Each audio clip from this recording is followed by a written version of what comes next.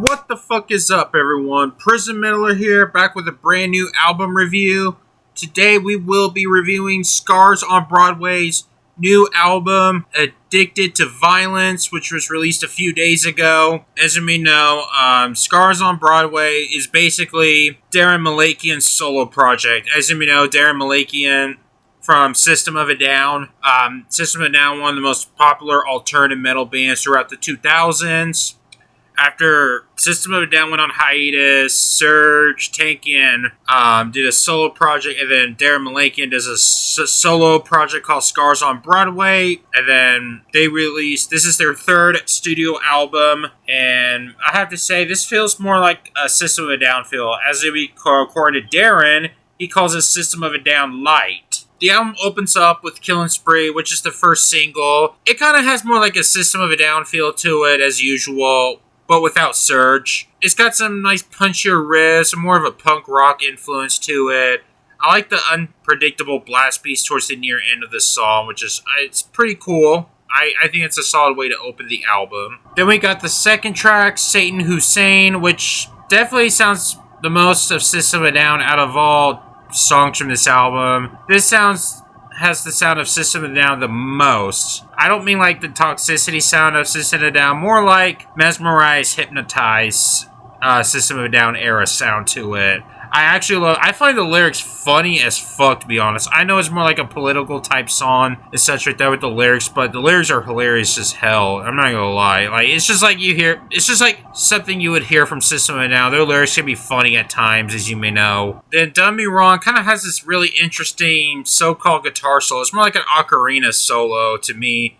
And it sounds pretty cool. I mean, it's a bit more like a filler type song, but it had some moments here and there. And I didn't care for the song The Shame Game, to be honest with you. It sounds more like, it kind of sounds a bit like Toxicity's System of a Down, but it sounds like a B-side from it. It's probably the most filler track I've heard from it, to be quite honest with you. It's not a bad song or anything. I'm not saying it's bad. It's just, I feel like this song should not be 5 minutes. It should be like trimmed down to 3 minutes. That's all. Destroy the Power, which I kind of find it a solid song. It's basically calling out the cancel culture people, saying fuck you to them, like we don't give a fuck, we're canceled and all that. It's kind of has a nice sounding message to it, like fuck your lefts, fuck your rights, whatever the fuck cancel culture and all that shit. So, solid song. And then we got a lot more melodic tracks, with tracks like Imposter, the fully acoustic track, You Destroy You, and Addicted to the Violence, the closing track. From what I'm reading on Genius, it says, it's originally performed by the guitarist under the band The Obelion,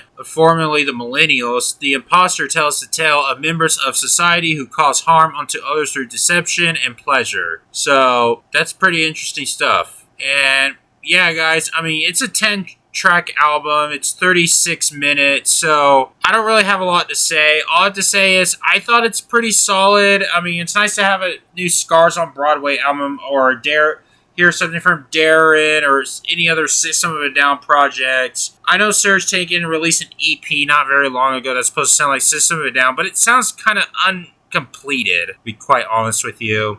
Now, as for Scars on Broadway, I dug their first album. I've heard their second album once, and I remember not caring it for much, so it's been a long time since I listened to it. I think I've heard it once or twice. I barely remember anything from it. As for this album, I think their first album is better, but I don't know. I mean, it's nice. I mean, it's nice to hear some project. I mean, I don't really mind if System of a Down didn't make a new album. I think, this has a lot of System of a Down feel to it, and whether we're Serj's here or not, I am not complaining here. And yeah, I mean, and I highly doubt that System of a Down will make a new album. Highly doubt it. But overall, guys, I think this album is an enjoyable listen. I mean, System of a Down fans will probably love it. So I'm going to go for a strong 3 out of 5. Maybe a little lean towards a 3.5. Mainly because it's not like special or anything like that. It sounds like something you would hear from System of a Down or a solo project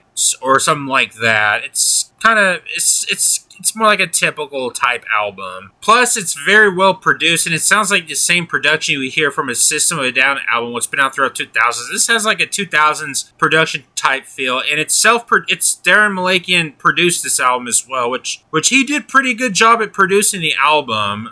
He did most of the work on this album, and I'm pretty impressed by it. So yeah, guys. 3 to 5. I thought it's a really solid album. I mean, if you love System of a Down or any Surge or Daron side projects, you will definitely like this album. Check it out. Alright, guys, that's my review on Scars on Broadway's new album, Addicted to Violence. What are your thoughts on this album? Let me know in the comments. Sorry, guys, I know it's a little shorter. There's really nothing else to say. It's a 36-minute album. There's 10 tracks, so I don't have a lot to say about it. So, yeah, I mean, it's not like you hear something new from them. So, anyways, guys, what are your thoughts on this album? Let me know in the comments, and check out these videos, whatever's popping up on the screen. Subscribe for more content and all that bullshit. And I'm gonna go ahead and get the fuck out of here. So, I'm out, guys. See you later.